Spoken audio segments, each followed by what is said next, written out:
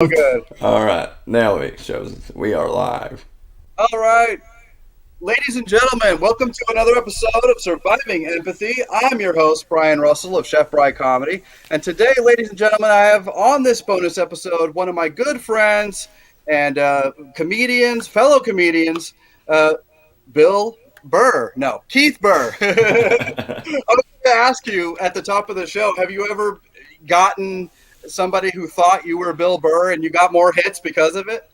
Oh, I've heard so many times, like, "Are you Bill Burr's cousin?" I'm like, "Is it my voice that makes you think that I'm everyone's cousin?" Yeah, yeah, no doubt, no doubt. Yeah, because I remember when you were on my season one bonus episode where it was 3 hour conversation. We cut it into three parts, and I got more hits on that episode than I have gotten on any episode. And I have a feeling it's because people think I know Bill Burr. But Hey, it could mean because people think I know Keith Burr, and that's even better. hey, one day I want to be more famous than Bill.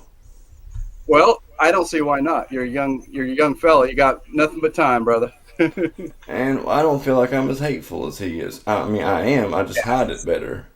Yeah, exactly. Well, speaking of that, because I've been thinking a lot today about what we were going to talk about and what my show's about. I spend a lot of time on my show trying to talk about the justice and equality of our society, but in a way that doesn't feel liberal or doesn't feel woke, doesn't feel conservative. It's just common sense, everyday justice and social equality for regular folks. That's what I care about. And so I got to thinking about my show and what we could talk about. And lately I've been reeling a lot, just thinking, man, maybe I'm just going too far. Maybe I'm showing too much of myself. Maybe I should tone it down, et cetera, et cetera, et cetera. I was going to ask you, I'm all about social justice and social equality, but in a way that doesn't feel forced, in a way that doesn't feel contrived. What do you think is going on in our society? Tell me your thoughts about the economy now and our society now, and why perhaps it just feels so different and nihilistic compared to how it might have used to. What are your thoughts on society? What are your thoughts on just because I think we've all become, as a backlash of too much social justice and too much politics, we're all becoming kind of social justice warriors, but in a way Yeah. that's not always for the benefit of society. It's almost going too far the other way. What are your Oh, thoughts on those kinds of things? well, I think that PC culture is cancer, first and foremost. It's incentivized outrage. Like, we Right. have people that are looking for every little thing and they'll find things that aren't even there. And it's mostly just, I believe that they're boring individuals, they're jaded, they've been told that their opinions matter and that they're important their entire lives. And so they're chasing that, and everybody's wanting to have to look like they've got this different take on what people like.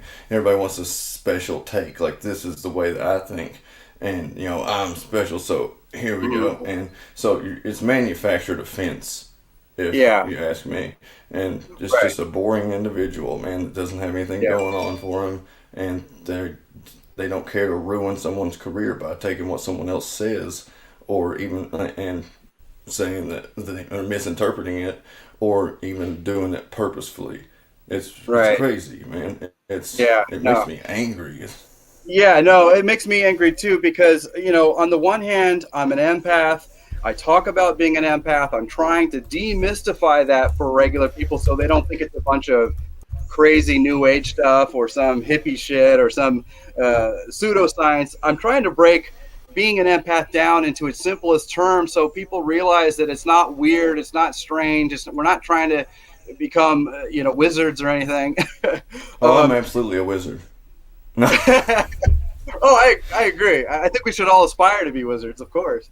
But the point I'm making is, you know, there's a lot of overlap when you're an empath into liberal and equality and the woke mob, if you will. There's a lot of overlap there where I think I attract a lot of people who politically would probably lean left, but more than that, they probably are the woke cancel culture that we're worried about. And so I try very hard to tackle the woke mob, if you will, in a way that's honest, but also doesn't offend, because I think there's a lot of overlap between being an empath and believing in socially forward policies. So, what would you say to people that are perhaps, just going too far with their social politics and going too far with the woke mob culture? What's their deal? Are they being trained by the media, or is this more of a sense of Yeah, entitlement in our culture? it's absolutely. They've been conditioned by the media, and I would tell them to find out what they value first and foremost. Mm, Like instead of deriving the values that what they believe that they should value because of what they're told, find out what they actually do, genuinely yeah. believe. Yeah. Well, and the thing is that I try very hard to be, my show. I'm all about helping empaths. I'm all about mental health and robust living for average working folks. And that's why I talk a lot about capitalism and I talk a lot about a little bit of politics, but not really because I'm not into politics. I used to be, but I've really withdrawn from politics. And doing so, I don't see the world in red and blue anymore. I see the world as it really is. And when you're too plugged into that, it feels like it's a part of that outrage culture, whether it be right or left. What do you think's going on? Well, we actually didn't even have that division of, or it be red and blue until it became really popular during the Gore and Bush Yeah, election, because right. that's where that famous map came from that divided the states between the red and the blues whenever they had that debacle Mm, down in Florida with the recount. But right. it's ridiculous. We got a bunch of people that are craning their necks, standing on like a stool in their living room to get a glimpse into their neighbor's house, and then act pissed off whenever they see a titty. Like, Yeah. Yeah, well, that's the thing that I'm trying to teach my what I call my empath tribe. That's my listening audience. Is I'm trying to teach them that you can care about justice, you can care about change, you can do all these things in a way that's not woke or irritating, and to not let those things turn you into antisocial criminals. Don't turn into jerks.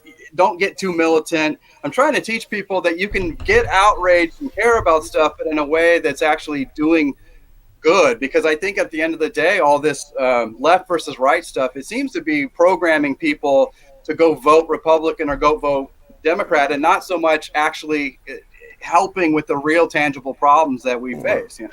what it is, I believe, is just there's a certain group of people that they have a vested interest in making sure that the powers that separate us are more powerful than the powers that are holding us together. Because Right. united we stand, and Yeah. divided we fall. It's Right. true, and that's where all this manufactured separation comes from. It's Right. they don't want us talking to our neighbors.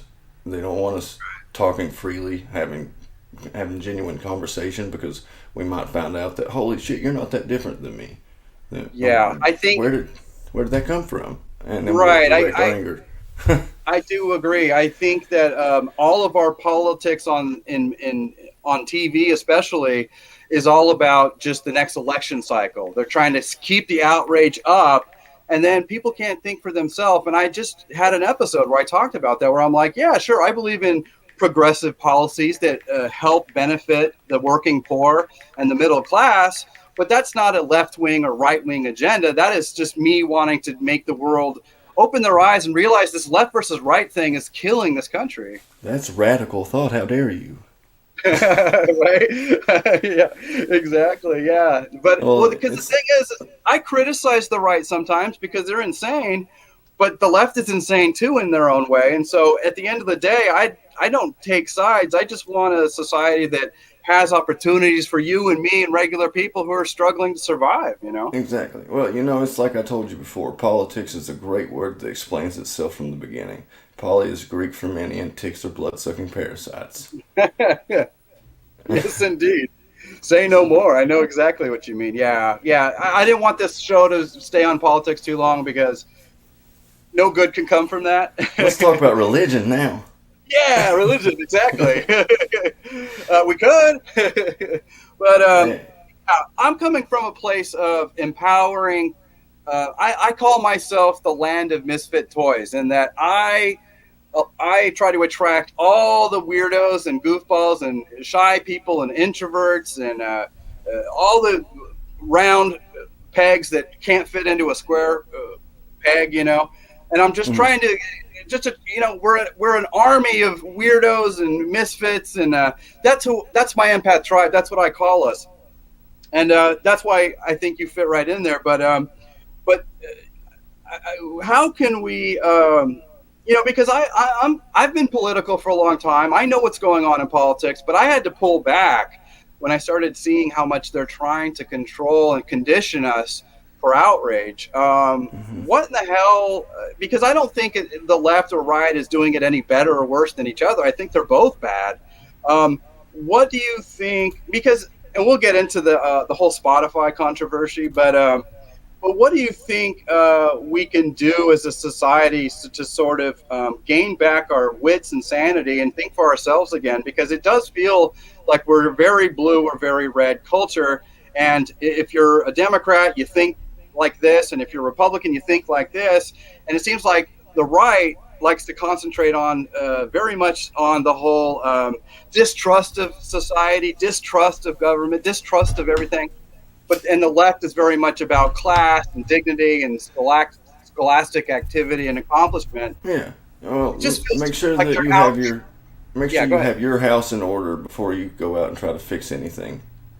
Yeah, right. Yeah, totally. I And know what you mean. uh, people, you guys that are watching here live, you can comment and ask us questions as well if you'd like to. I'll pull it up on the screen here and we'll address it, and you Yeah, can be part of it too. So, I mean, I encourage that fully. That's another thing that I believe that would really help too, is just open discourse, just to and dialogue. I mean, to just speak openly and not be afraid of the repercussions of telling your honest opinion or your truth about things, because as long as you're willing to learn, being wrong is not bad. right. Yeah, exactly. Well, exactly. I have some of my best friends are Trump supporters, and I have not been shy on the show about how I don't I don't dislike Trump because he's Republican. I don't dislike Trump because he's rich. I don't dislike Trump because he's an asshole. My biggest problem with him is that he just sows chaos and it's all about him. It's a movement based on him and him alone.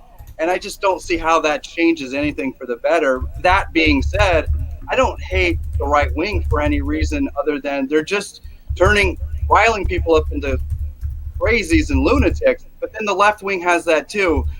Speak about the radicalization of people in politics and what can we do to sort of gain back our independence and think for ourselves again.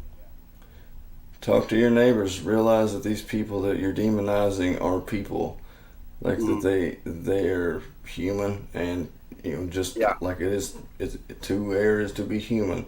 And if you're gonna be like view yourself as like this moral arbiter, then the first thing you should be starting to do is try to start fixing things at a grassroots level, which is just the individual, and to take that, and then that's responsible. That's the responsible way, I believe, that right, there is. right. Well, that's what I Open. try to do. Sorry, yeah, that's what I try to do on the show. Is I try to get people to understand that if you're passionate about politics and you're passionate about progress and you're passionate about change, you can align yourself with the left or the right without it becoming a part of who you are. What is the mentalities, this ride or die with these movements? What is their deal? Are they just being brainwashed by Fox News and MSNBC? People are scared to death of looking wrong, Yeah, and they'll put themselves in a group that all claims that they're right, even, I mean, knowingly, even if they know that what they represent is wrong, as long as they get the view, they get the, like, God, what is that? Oh shoot, I Oh, let's forgot a take word. two. Yeah, there we go. Yeah, as long as they get to look like they're right, then that's what they're going to do. Because Yeah. to be wrong to them is like I don't get. It's like with religious people, Mhm. or people that subscribe to organized religion. To be Right. wrong in that aspect is that's the highest stakes that there are and that you can play. Right. Your eternal soul, like you can't really gamble with that, and Yeah. Yeah. a lot of their identities derive from it. And so, if you start questioning their political beliefs, then it's starting to get to where you're questioning them as a person and like It's a whether, big part of their identity. Yeah, that's the thing yeah, about religion and politics. You make a strong point is that we get a huge part of our identity out of our liberal or conservative politics or out of our religion. And I'm somebody who I'm still very spiritual, but not in the religious sense, because I am an atheist. Um, and I've come out as an atheist recently on the show, but I want my audience to realize that that doesn't mean that I'm against yeah, people being religious if they or get going out something killing good. babies. Yeah, yeah, no, none of that. But like my point is like I don't agree with religion because I feel like it's creating more bad outcomes than good outcomes. But that doesn't mean that I don't think religion done right is not a good thing. I think it is. I could think it could be a wonderful thing to have religion and community and faith and all those things. I just don't happen to believe fundamentally in what they're selling. I just don't believe that God is this thing that they sell it Yeah. as. Well, it's if you ask me, it's there's one thing I can tell you for sure, and it's if anyone tells you that they know what happens after we die, you're talking to a liar. Yeah, And to not trust someone that is preaching and showing you, okay, love and forgiveness, and their hand right here and outstretched. But if you don't take that love and forgiveness, they've got a club in their other hand ready to beat you with. yeah, yeah. Yeah, yeah. Well, that's the thing about like I found so weird, and I'll try to stay off of politics after this, but I find the evangelicals they really love Trump, and Trump took advantage of these evangelicals and their faith in God, but it got bastardized into something kind of weird and wicked, where you see all these rich Christians going for Trump, and I'm like, what part of this is a moral, and what part of this is b sane, and what part of this is helping regular working people? I just it feels so disconnected from reality. What do you think that is? Well, I think it happens on both sides. I think that it's crazy Sure. that if we had someone that was running for either side that said that they were atheist, they wouldn't make it past the Oh, first polls. I I mean, agree. and where's that separation of church and state then? It's Right. No, I agree with that because I've talked about on the show how if I ran for office as an atheist, um, I've said that the default position in this country, I believe, and this is just my opinion, that the default position should be agnostic or atheist, not Christian or Muslim, for the simple fact that we are a society of people that all have mixed feelings about religion. But what do you think it is that religion, this ancient superstition, has become our default position in our society? How did that come to be? And what can we do to show people that, hey, there's nothing wrong with questioning your faith, and there's nothing wrong with even falling out of your faith. We're not trying to hurt you or the movement. yeah, We're not trying to hurt God. We're simply trying to open our minds and expand our minds to a possibility that it might not be real. it's all it is a way to quell our fear of death. Yeah, And totally. Yeah, what I mean, it's just that's it because that's the one big question that has plagued us since the beginning of time. What happens after we die? Are we important? Like, mhm, are we shown favor in this universe, or are we some fluke? Because humans naturally we like to feel special, and right, yeah, we're terrified to think otherwise. And right, it's a scary thought to think that once this once this life is over, that maybe there's nothing after it. But right, it would be as terrifying as before you were born, I believe. right, right. You have no, you're not privy to it or you're not aware of it whatsoever. But people have weaponized it. Yeah, And yeah. Well, I try to just teach on on the show because I consider myself a paranormal researcher, empath, but also a mental health. Because I'm not a mental health expert, but I like to think of myself as a mental health influencer in the sense that we should all be looking for robust mental health. And I talk about a lot about the fine line between good mental health and bad mental health, and how it's okay to do certain things if it's helping you get through in life. But where do we draw the line? If because I think everybody's entitled to their opinion, but where do we draw the line if if our mental health is going bad because we're just scared shitless of going to hell all the time? What do you think? Is there a way to get incorporate religion to our life where we don't become so ride or die with it, where we can actually accept that other people are struggling with faith? we have to normalize death. It's a part of everyday human life. I Right, mean, right.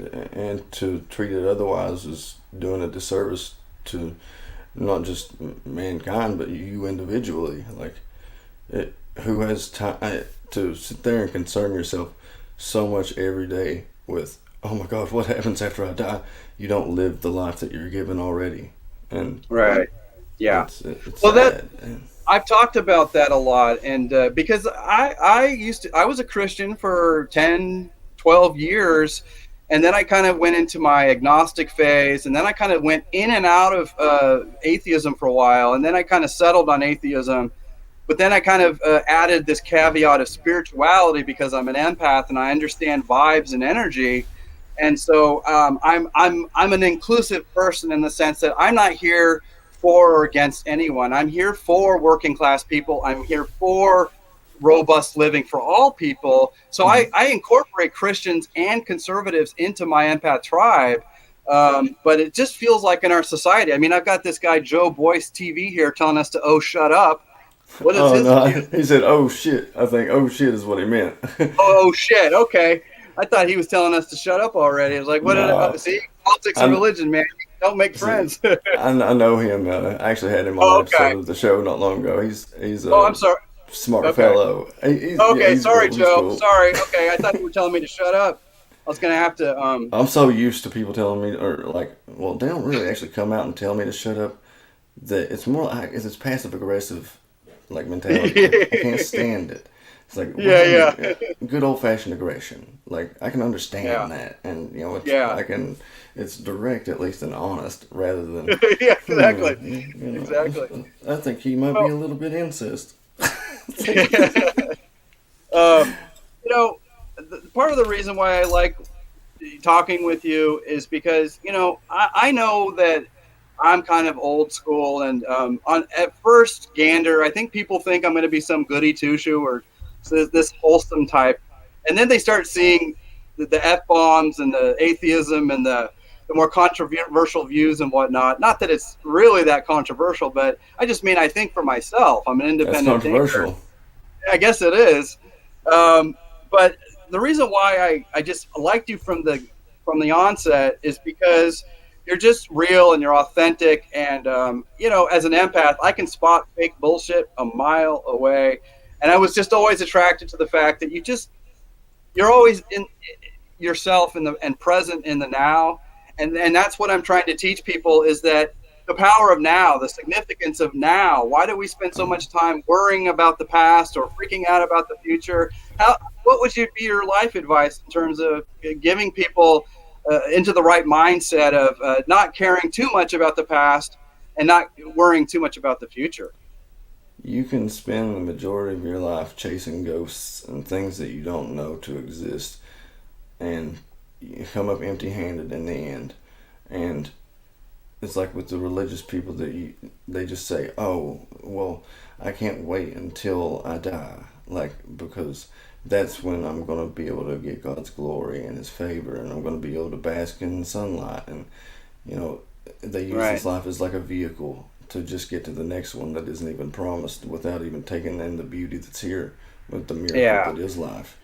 And Yeah. That's a really good way of putting it because at the end of the day, I don't I talk about a lot of things on the show that are real, and that might come off to people like negative or hateful. But God, no, I'm all about positivity. But we do live in a real world where people like you and me, the reason why we want to be comedians is because we don't want to go have to work at the Target distribution center.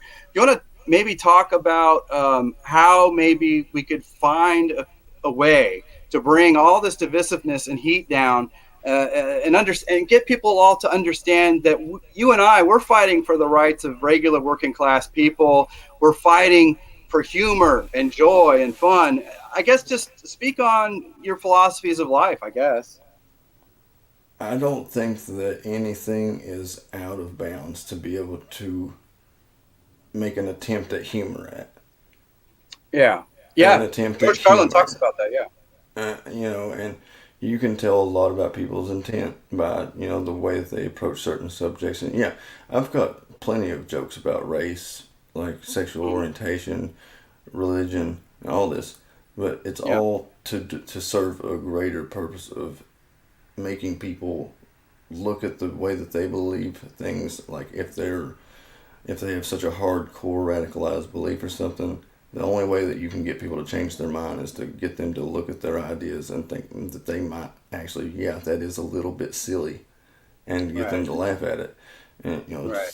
it's a soft, like, back and forth, but comedians, the best ones I believe, have all been philosophers and Oh yeah. thinkers way ahead of their time.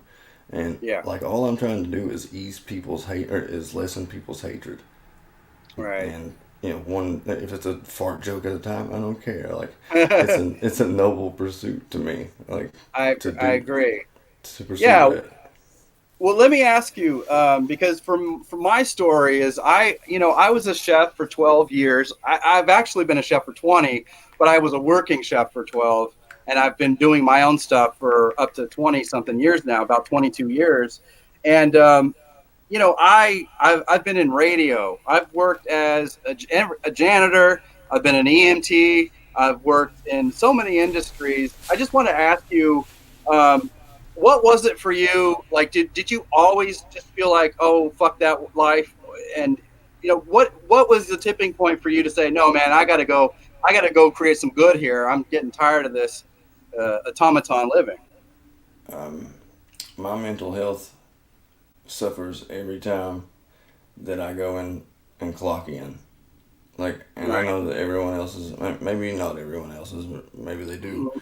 But I I know that I don't know that I get anything after this, so I'm going to make the best of what I have now.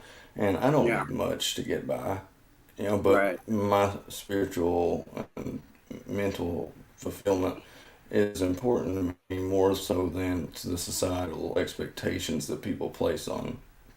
place on others. And Yeah. it's sad to live your life through the viewpoint that you think the others think that you should. Yeah. Right? Well, yeah. Well, that's the thing for me that I kind of look at it like this is that we don't question our surroundings so long as we were brought up around it. In other words, like Anne Frank, I use that example a lot that Anne Frank just knew from a very early age that she was going to be hunted down and tormented by the Nazis and that she had to hide in this attic. And I use that as an extreme example. And I know that sounds, way out there, but I use that as an example that was the reality that she knew. It's the only reality she knew. And we tend in our society, because there's this fine line. Half of you wants to take it easy and relax because life is short.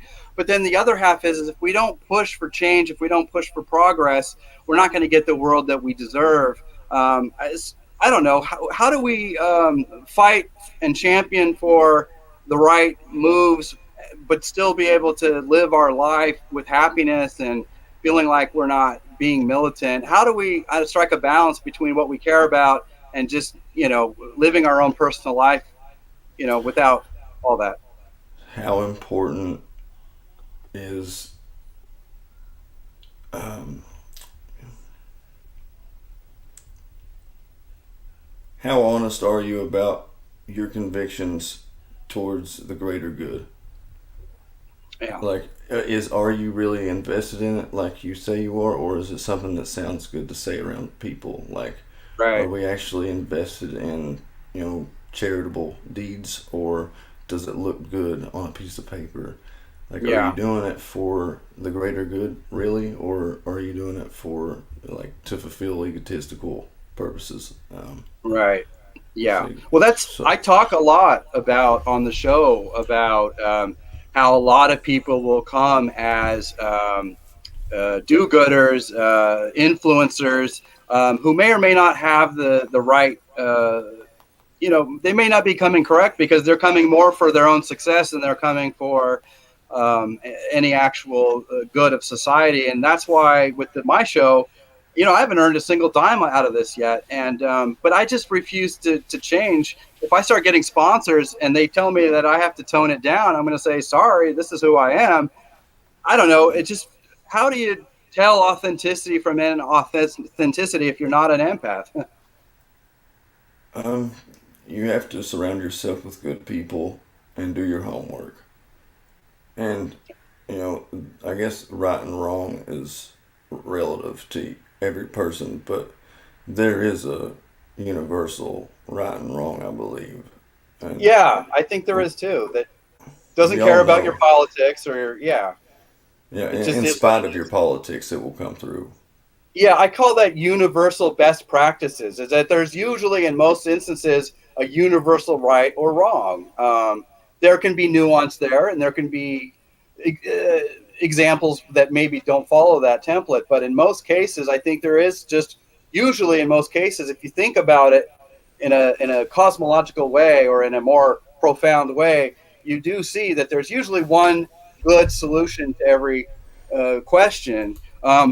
So why is it then if most people are so good and grounded at seeing the good in the world, why can't I don't know, why do we all become so blinded by politics or religion or all those influences that kind of make us almost forget our own moral core, or that kind of that moral compass, if you will.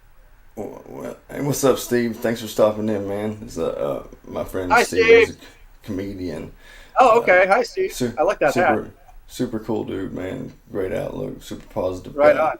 But to answer that, I think that we should not take our values from what like television tells us, because all these people that are telling us believe this, believe this, believe this, it's not because they're trying to serve that universal good or universal right that you're talking about. It's that they have incentives, and to Yeah. serve the self serve or serve their bosses and the people Or down serve the some line. agenda. Yeah. I call that an And agenda. yeah, Yeah. root out the agenda Yeah. basically is what you need to do. And or maybe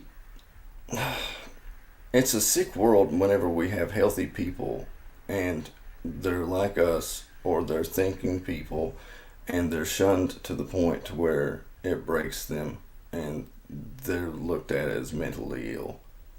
Yeah. That's not a Yeah. problem with the individual, that's a problem with society. I completely agree. We talk all about stigmas and trying to get rid of those stigmas, whether it be mental health stigmas or sociopolitical stigmas or whatever. Yeah, that we do carry a lot of presupposition, presupposed ideas about life, and when our views are challenged, a lot of times we react with anger or fear or hate. I don't know how can we because I have friends that are conservative and I have friends that are very liberal, and to be honest, I am a little more on the progressive side. You're But kidding me. sometimes I get sick and tired of the left because they're such fucking crazies and pussies. They subscribe to that cancel culture and that woke mob mentality. They want to punish you for thinking differently than them. How do we school Well, these people into chilling the fuck out? well, it's hard to school these people because it's so ingrained in their belief system that to be wrong is tantamount to death. Yeah, I yeah, mean, because it goes back to the religious aspect of it, and the socio-political part of it is being tied in so tightly ingrained with who they are that if you challenge their belief system, you're challenging their view of yeah, everything. Their God, religion, death. yeah. Like it's so much easier to be comfortable in numbers, and that's where the like responsibility gets dissolved in numbers, and especially in Right. echo chambers. Like, Yeah, yeah. Oh yeah, so I tell people to break free of those echo chambers because they will continually tell you how you got to act and that you have to constantly be reactionary and outraged by everything in this world. And while I do care about change, I don't feel like getting radicalized left or right is the way to do it.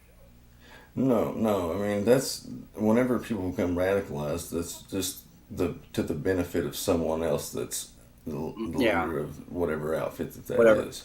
Like Yeah, it's exactly. just a cult by another name, and Yeah. it's just tax shielded. Right, right. Well, and that's the thing is I'm trying to teach people that doing good, being sensitive, being kind, that is not a left wing thing. That isn't a right wing thing. That is just a be a good person thing.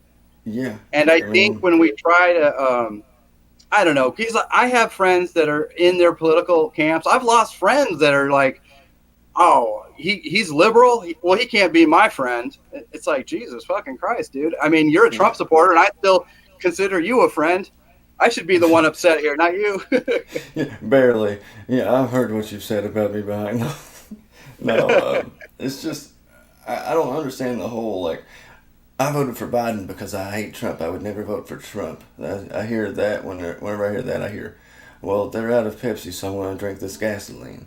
It's the lesser of two evils argument is offensive to anybody with any actual serious thinking Yeah. capabilities. Well, yeah.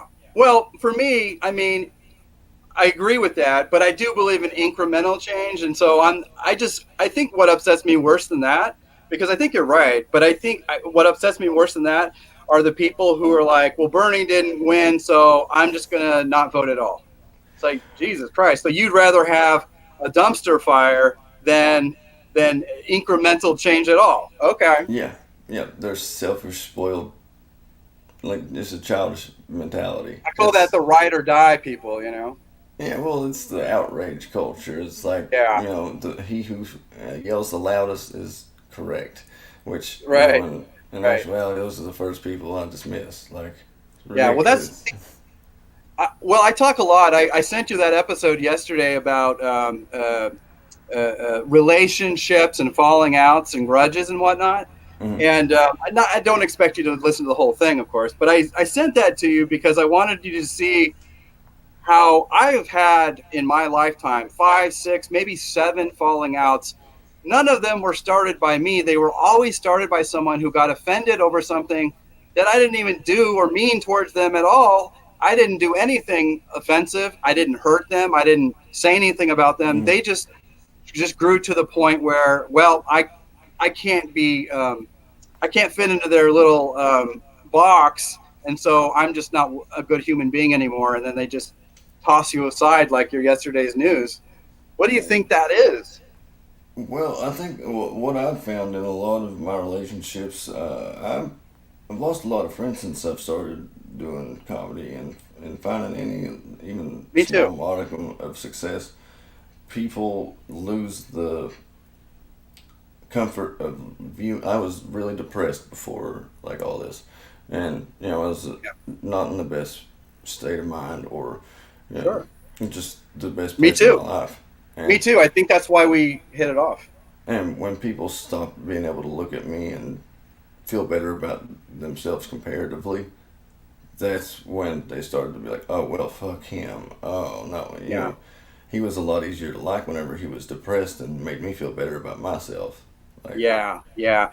I talk about that a lot. Is that it seems like a lot of people only like you when you're either they can easily fit you into their box, or they like you when you're sad and depressed because it makes them feel better about themselves. But then when you go to finally empower yourself, they're outraged by it because you no longer serve their purpose. You no longer fit into the box that they had set aside for you. and once you come outside of that box, they don't know how to actually like what would they don't know how to I want to say like give you like a quantitative value or like measure what you like think or anything like that. But most of the people Mm, don't even take time to give a shit about what somebody else thinks. Really, it's yeah, just as long as you agree with them, you nod and nod and agree. They're like, yeah, that's cool. I like that person. I don't like those Yeah, kind of people. Like, yeah, yeah. dishonest people don't like me. Right. Yeah. I noticed that the people that always seem to I upset are those who just seem the most hard pressed to change their mind or to think open mindedly about things. They're like I said, those people that are entrenched in their quote unquote values or their so called politics, and then they get offended just because I'm trying to teach people to accept that people are different and to accept other points of view, or at least just simply reevaluate their own views. Yeah. They get so entrenched in these views that they don't think there's any other version of correct. Yeah, well, every time I find myself agreeing with the general consensus, I take a step back and I have to reevaluate how I got there. Yeah. Every time. I mean, Yeah. and I don't like it's just a It's a hypocritical, like, circular logic. Like, you're going to come Right. back, and you're going to come back to what you believe in because it's more comfortable to you every time, unless you're willing to do the work and actually be self-aware and look at things from an outside perspective other than what suits you and benefits you in the short term the best. What's most palatable to you. No conversation worth having is offensive to no one. Right. And Yeah. it, Well, I noticed that this was not as much of a thing 15, 20 years ago as it is now. And my theory is that people are just growing weak, entitled, and when I say weak, I mean they don't want to challenge their own views. They don't want to learn and grow every day, and well, they get almost complacent in what they think they know. easy times breed soft men. I've heard this one, yeah. And, Hard and hard times times breed. breed hard men. Yeah, So, and I think there's a balance there because I don't want to live in an economy that's so harsh that it turns us all into a rugged bunch of rugged brutes. But at the same time, I want people to learn values and the value of a paycheck and the value of hard work, but in a way where we can actually have societies that have something to shoot for. It seems like the carrot on the stick. The carrot's getting smaller, the stick's getting longer, and so yeah. where do you think we should, because you're right, we want a tough society that can grow and have inner strength, but we also don't want people giving up and hanging themselves in their bedroom because Because they it's didn't just get too what they much. wanted. Yeah. Yeah. So, well, it's like we were talking about the other day. You know, the measure of true strength is being able to do harm and not doing it, Right. or knowing when to. We Yeah. need this equality of outcome versus equality of opportunity bullshit. That's the Mhm. fastest way to dissolve any society, is to say that everyone deserves the same outcome as everyone else, regardless of how competent you are in an area. It's more Right. about everyone should have a fair shake at everything. Yeah, but Right. some people do better than other people, and to Right. say that that isn't that isn't something that is Right. tried and true and works is it's a disservice to you. It's a disservice to me. It's a disservice to society as a whole, and Yeah. it's backwards thinking. Well, because I believe that we would do better as a society, for example, if we had people like corporations and companies where people were greater incentivized to work those jobs. In other words, they got stock options or they got some kind of incentive for doing it. And but at the same time, I also believe that socialism can be a good thing if it's peppered in, but we don't want so much socialism that everybody gets an award for showing up. We want people's hard work to pay off. So where Yeah, do we draw the line? Because I agree in the sense that we should have systems that are more fair, and we should have, you know, like for-profit uh, medicine for me is craziness to me, because it works so well in Canada and other parts of the world that why would we want to incentivize that? But at the same time, I also want people's hard work to pay off. I want doctors to get paid. I want people who try harder to do better. So where do we draw that line? yeah. I mean, well, if you say that if you take that away, then who's going to want to be doctors? Who's going to want to put in the work to do that? I mean, Right. nobody. I mean, if you're not rewarded for it and rewarded in line with the value that you're giving society, then there's no incentive for it. And Well, it's let me the ask you way. this. Here's a caveat to that, though, because I agree with you. But what if doctors now are becoming sociopaths and not good healers anymore because they're more worried about buying their summer home? They're more worried about their profits than they are worried about the patient outcome. How do we? Because I think you're right. I think we have to incentivize for doctors still to want to become doctors. But how do we get that for-profit system where people aren't just doing it to perpetuate the cycle of You wealth cut the legs exploitation? off of the insurance systems that benefit and make money from people being sick. There you go. I You like that. you reward them for healing people instead of making long term patients. Right, right. I agree because I think the best. We seem to be a society that would rather have a heart attack and then change our ways than to slowly start eating better and do minor things to ward off bad health. I mean, Oh, we're a absolutely. reactionary society in everything, in politics, religion, everything. We're a reactionary society, which means we we would rather have a catastrophic event change us than simply exercise a little bit of maturity and discipline so that we can ward off that heart attack or that life changing Yeah, event. because it's inconvenient to us. It's like I want to be in better shape. I want to live longer, but at what cost? A minor inconvenience of jogging, maybe being Yeah. a little bit healthier. You know, Yeah. it's the whole. You can't have your cake and eat it too, or eat your Right. cake and have it too. However, well, you know that's the way they call it the Unabomber is that Yeah. little distinction right there bred Right. a whole new ground of forensic study and linguistics, which is crazy, hilarious. It's well, Yeah. tangents. Hey, what's up? I'm Keith, and I got tangents. I know a lot about these. Ted Kaczynski. Yeah. Yeah. No, it's it's a simple idea that's hard to put into work, to put into practice because it makes people go outside their comfort zones for the greater good instead of just an individual benefit. Yeah. Well, on my show, because I'm all for the robust life and living of regular working people, and I'm for empaths and more sensitive people. And so I'm always trying to ride that line between not offending them by being overly bullish, but at the same time, I want them to learn that we have to be tough, that we have to be strong, and that I'm being tough for you, so that you can see through my example that you don't have to ride through this life being afraid, or that you don't have to ride through this life being a victim. Um, uh, I don't know.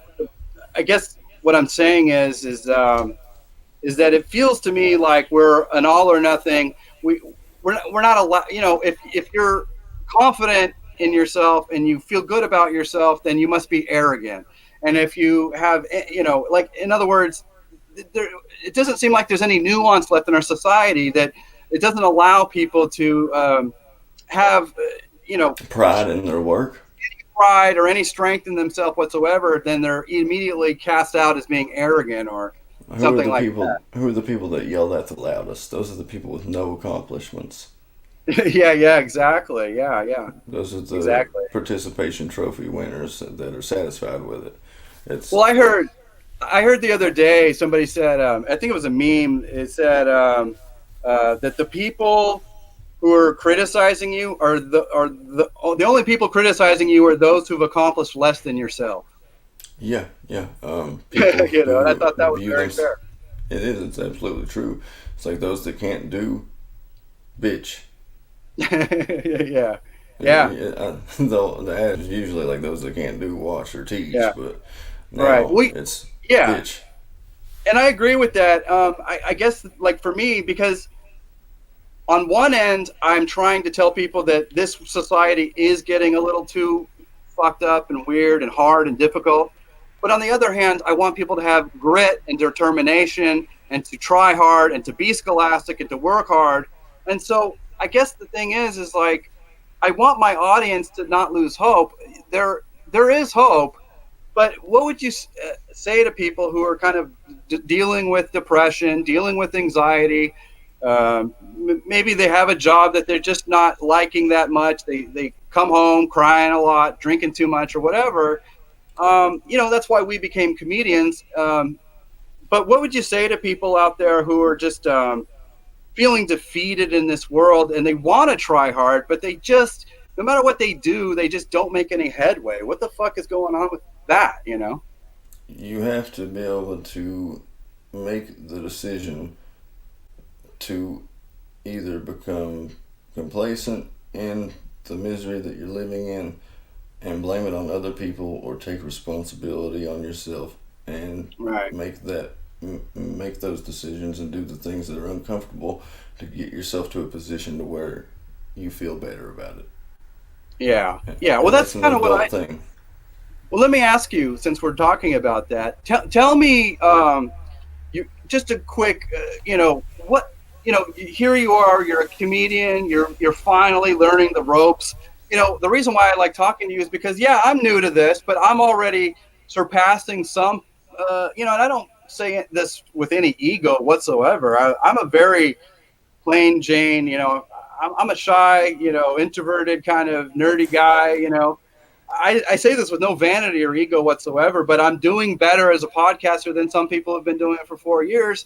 And I believe that's the case with you as a comedian. You're just catching fire. It's just in the year and a half I've known you, you're doing better as a more as a comedian in terms of, I don't know, you're all over the place. You're doing a ton of stuff. I mean, I guess my point is like, that's what I did is I got fed up with that go nowhere situation. I said, fuck it, I'm going to take action. And so I do the show, I do comedy, I do all these different things, and no ego. I just, that's what I decided. But how did you get into that? Was there some particular job or person or situation that you just said, nope, I'm not doing this anymore?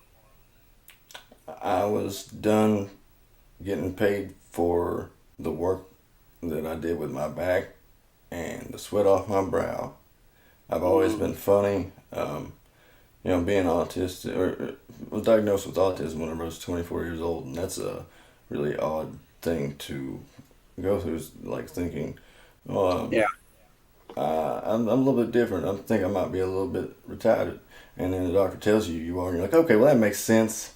All right, well let's go from here now. At least we have a starting point, and I know where I stand. And some people think you're funny. How do we get those people's money? No, Yeah, yeah. it's no. You have to be honest with yourself and know what you're good at, and to know your strengths and know your weaknesses. To know your weaknesses is just as important, if not more important, than knowing what you're good at. Like Yeah. Well, go ahead.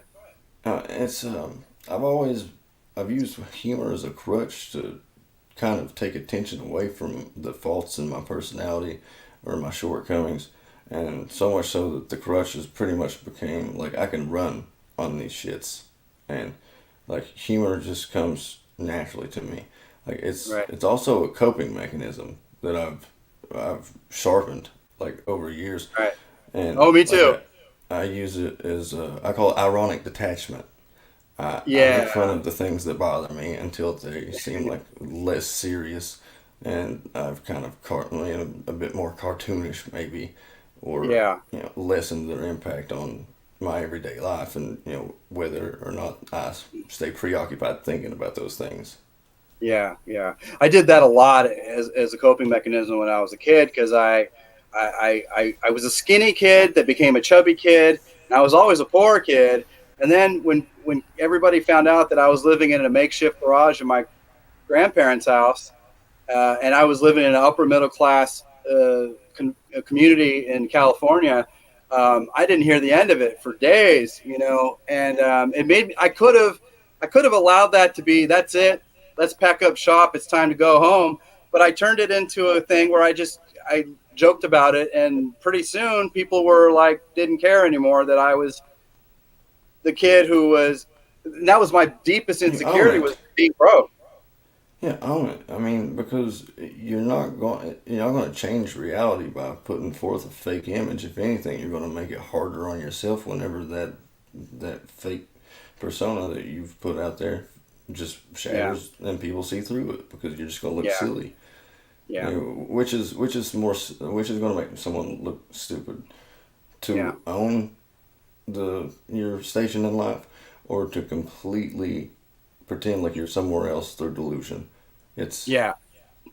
Well, we were talking yesterday, and I won't mention any names here, but we were talking I about will. our but we were talking about fellow podcasters and growth and things. And there was a particular podcaster I was talking about where he puts out a great show, but he doesn't always stop and take the time to work on the mechanics of what he's doing. And so I feel like he's putting the cart before the horse. What would you say to people that are trying, because I've told a lot of people in my audience to say, hey, if you believe in yourself and that's what you want to do, go for it, man. Life is short. What is your advice for people who are just tired of that corporate life, the shitty, go nowhere jobs, and they want to be a comedian or they want to go do something totally different? Because the reason why I didn't start until I was almost in my mid 40s is because everybody told me in those days, you don't dare do, you don't deviate from the straight and narrow, And now that I'm older, I'm like, fuck this world. I've been doing this for 25 years and it hasn't gotten me anywhere. So what do you say to people who just want to live nothing. before they die? Yeah, yeah, Oh, I don't say anything to my dissenters or anything like that. I just try not to entertain them because, like, if you do well enough at something, people are going to come back and they're going to pretend like they weren't talking shit.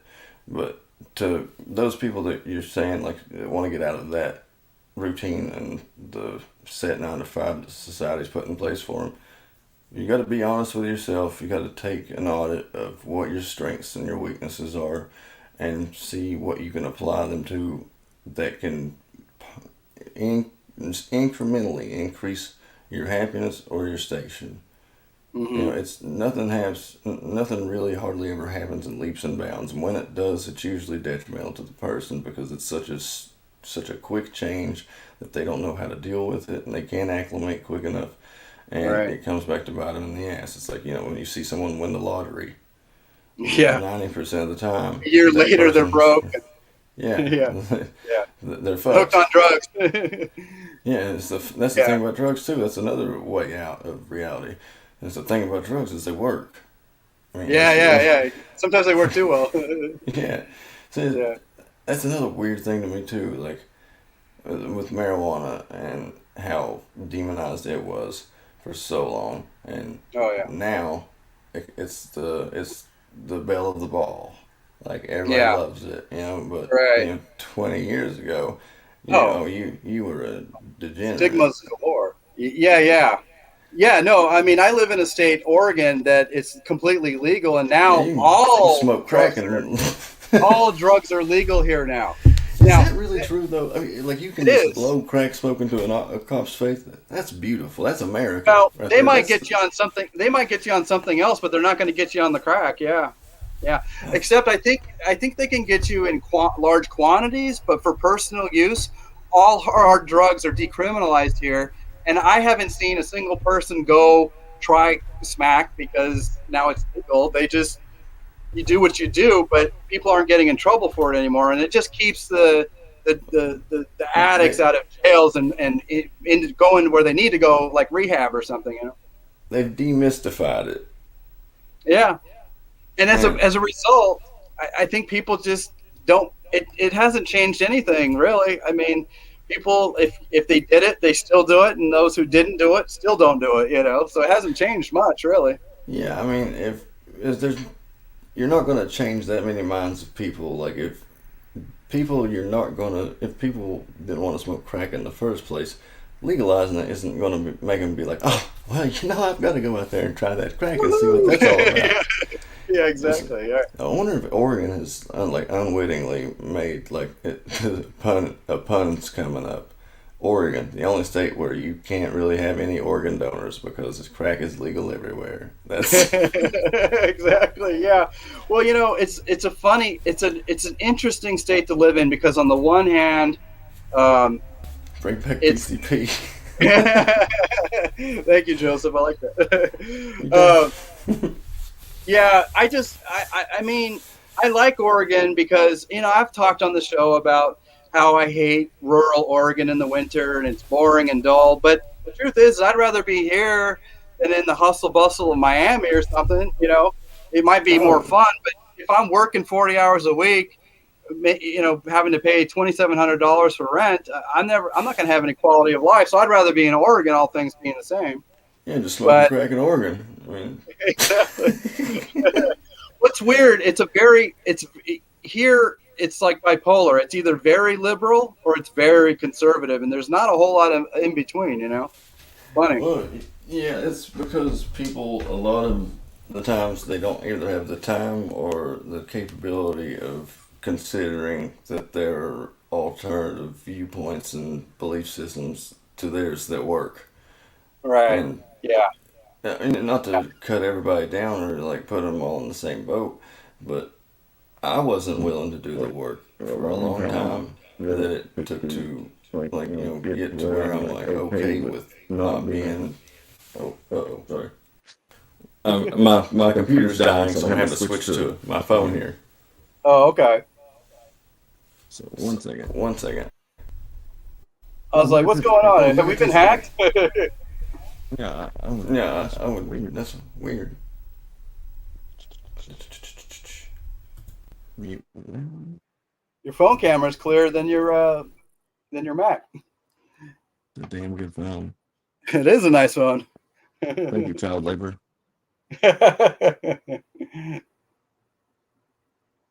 Okay, let's see. Go ahead. Okay.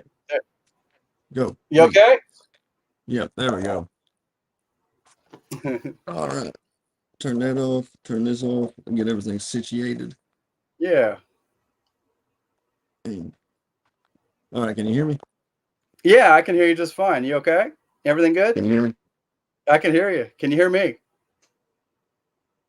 Uh-oh. You can't hear me. Uh-oh.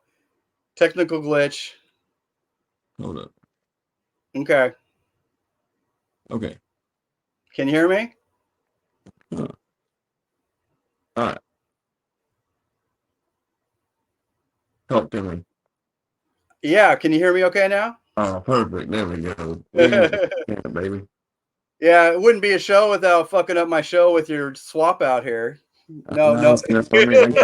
I gotta be a little bit inconvenient, baby. You got to be a little inconvenient now. It's all good, brother. Look at me. But This hair and stuff. I know. Look at the hair, dude. That's why I'm wearing a hat. Look at this shit. God dang. Oh, But I don't know. I guess I'm putting on this podcast to teach people not only to believe in themselves and to try to bring about a more fun-loving and sensitive without being hypersensitive society. And trying to swing the ship back around. I guess my point is that a lot of people think that if you're an empath that you have to be either into the hocus pocus magical world, or you have to act like a self-help guru or something like that. And I'm trying to teach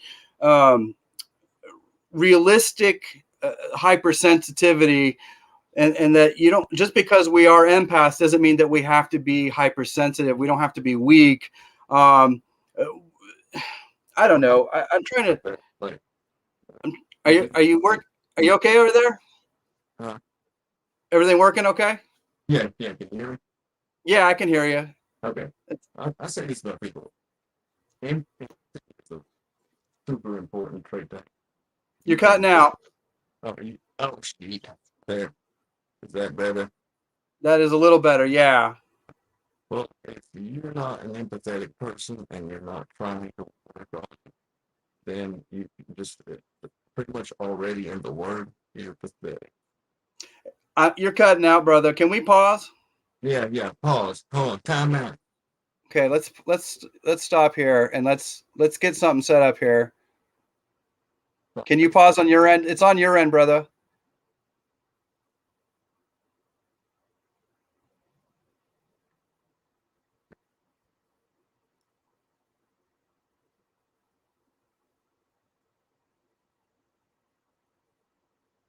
Yeah, it's just not sounding good, my friend. I figured not. Damn. Let's see. Joe, you want to pop in, maybe talk to him for a second? You can't plug in your computer and use it at the same time. No, it's an Apple. Oh, I didn't It's know that was a thing. well, it's got such a huge drain on battery, especially while live streaming. And Yeah. having external devices hooked into it, that it really the drain is faster than what I can put. Oh, okay. Well, you're still cutting out, so I don't know what we should do. Oh, I'm fixing it. Oh, okay. All Yeah. right. I'm sorry. I didn't mean to stop you. I couldn't hear you. Oh no, good. I'm glad that you did because like, yeah, I want everybody. I want this to be clear as I can for you. But Yeah.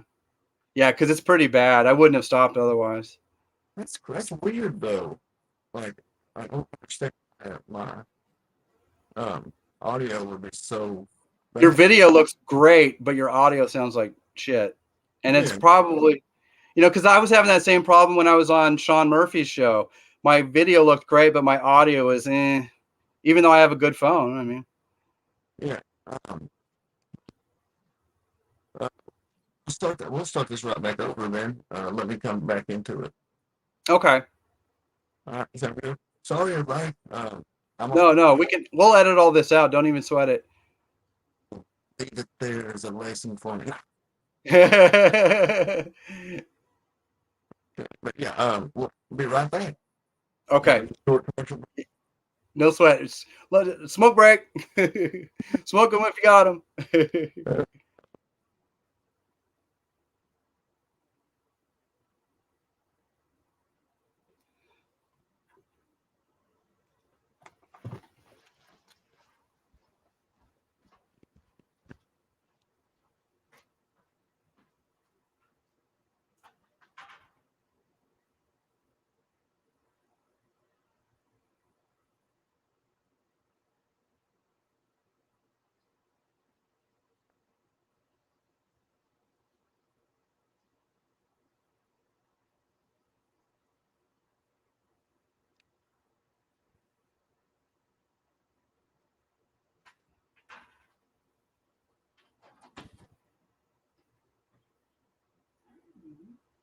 All right. We're having technical difficulties, so he's trying to fix it.